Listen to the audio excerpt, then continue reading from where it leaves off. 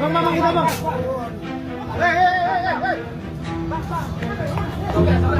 Bentrokan antara kelompok pesilat dan debt kolektor pecah di kawasan Jalan Teguh Umar hingga Jalan Kartini, Surabaya.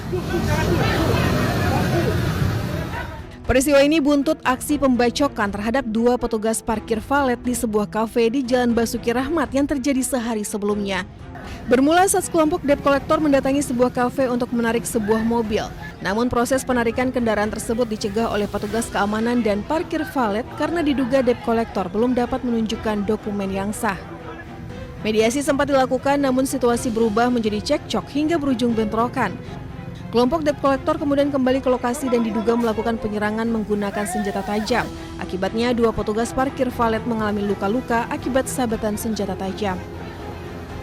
Berkomunikasi dengan ketua kelompok salah satu suku dan alhamdulillah yang bersangkutan bersedia dan kooperatif sehingga kemarin sore pelaku telah menyerahkan diri ke Polrestabes dan saat ini sedang dalam proses penyidikan. Berapa pelaku, Nan? Satu pelaku yang melakukan pembacokan. Polisi menyebut salah satu korban pembacokan diketahui memiliki keterkaitan dengan salah satu perguruan silat. Kondisi inilah yang kemudian memicu aksi balasan hingga terjadi bentrokan antar kelompok di kawasan Teguh Umar. Sementara itu pelaku berinisial S telah ditahan di Polrestabes Surabaya. Polisi juga masih mendalami kemungkinan adanya pelaku lain yang terlibat dalam bentrokan tersebut. Jadi kita sampaikan bahwa kita Polrestabes Surabaya ini terus bergerak, pelaku-pelaku yang memang melakukan pidana kita akan proses. Tapi juga saya sampaikan bahwa jangan sampai nanti ada kelompok-kelompok yang melakukan aksi-aksi semacam aksi solidaritas atau balasan. Percayakan kepada kepolisian untuk melakukan penegakan hukum. Bang, kita bang. Dari Surabaya, Sony Hermawan, iNews melaporkan.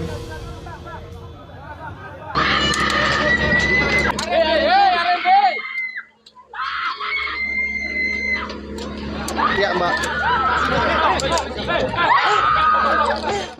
Ricuh mewarnai proses eksekusi lahan di kawasan Jalan Ngagel Timur, Surabaya, Jawa Timur. Sekeluarga penghuni rumah melakukan perlawanan dengan berusaha menghentikan petugas dan alat berat yang akan merobohkan rumah mereka.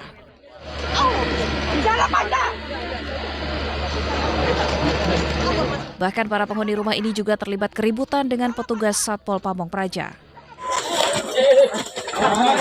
Penghuni rumah mengaku telah menempati lahan sejak tahun 1958 dan menolak klaim tanah tersebut milik pemerintah kota. Gusur rumah saya, tanah saya. Kata mereka punya hak tanah Pemkot. Mana buktinya kalau itu tanah Pemkot? Mereka mengada-ngada kalau itu hak pakai. Mohon untuk mundur, kami petugas mohon dihargai, mohon dibantu. Pemerintah Kota Surabaya menyatakan penertiban lahan tanah berstatus surat hijau ini dilakukan setelah 2 tahun proses sosialisasi kepada penghuni. Hubungan hukum berupa sewa lahan tidak diperbarui, sehingga pengambil alihan aset sudah sesuai prosedur. Jadi tanah ini dulunya IPT dan karena peruntukannya berubah, pemerintah kota mengizinkan silakan dengan sistem karena mau dipakai bisnis ya digunakan dengan pembayaran pajak untuk bisnis. Yang bersangkutan sampai dengan proses tersebut tidak pernah membayar kewajibannya.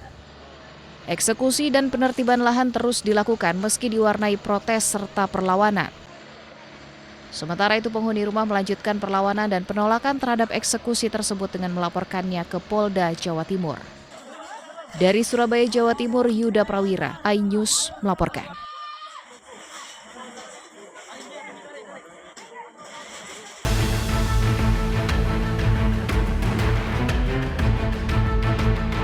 Berawal dari saling ejek, berlanjut di media sosial, persoalan dukungan terhadap tim futsal kesayangan berujung pada aksi pengeroyokan di Jalan Dr. Subandi, Jember, Jawa Timur.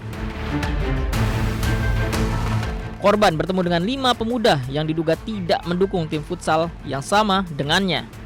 Geram karena sebelumnya terjadi saling ejek, korban dikeroyok, dipukul, dan ditendang.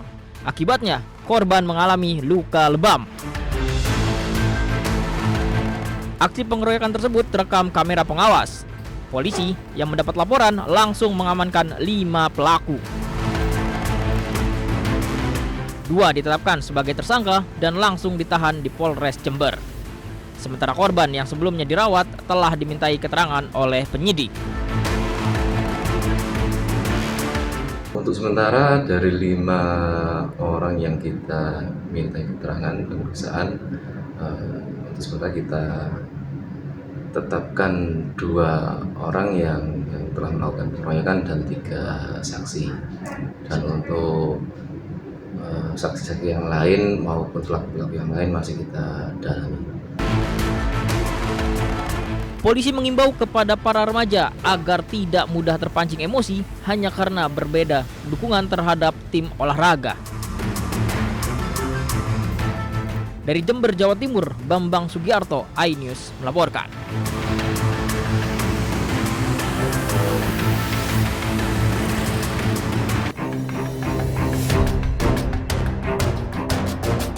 Aksi membahayakan pengemudi truk ini viral di media sosial. Saat melintasi jembatan Suramadu, Bangkalan, Jawa Timur, truk dengan muatan setinggi 2 meter lebih ini ugal-ugalan hanya demi konten media sosial. Dengan teknik tertentu, sopir truk sengaja menggoyang-goyangkan kendaraan sambil tetap melaju di jalan raya yang dipenuhi pengendara lain. Sopir truk beberapa kali menyalakan lampu mobil memberi sinyal kepada perekam atau pembuat konten media sosial. Aksi ugal-ugalan seperti ini diduga kerap terjadi karena akun media sosial perekam ternyata berisi banyak video serupa di jembatan Suramadu. Satlantas Polres Bangkalan kini menelusuri siapa sopir truk yang beraksi membahayakan, juga mencari siapa pemilik akun media sosial. Dari Bangkalan, Jawa Timur, Taufik Syahrawi, iNews melaporkan.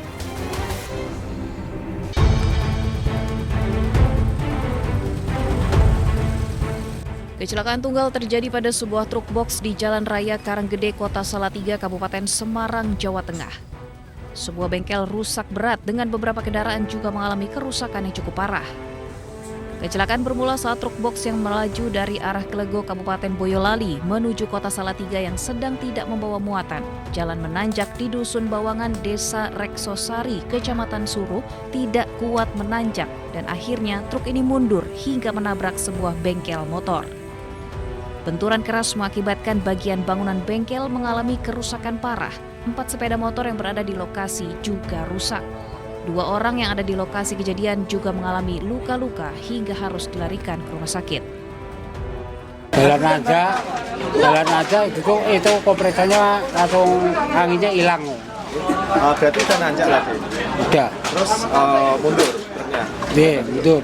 Pak, ini tadi dari mana mau kemana? Dari Klego mau ke Vitalis Salatiga. Pak, ini kosong muatannya apa? Kosong. Selain menghancurkan bangunan bengkel, kecelakaan ini juga mengakibatkan bagian kabin dan belakang truk mengalami kerusakan. Kerugian akibat insiden ini ditaksir mencapai puluhan juta rupiah. Dari Kota Salatiga, Jawa Tengah, Lurisa Lulu, iNews melaporkan.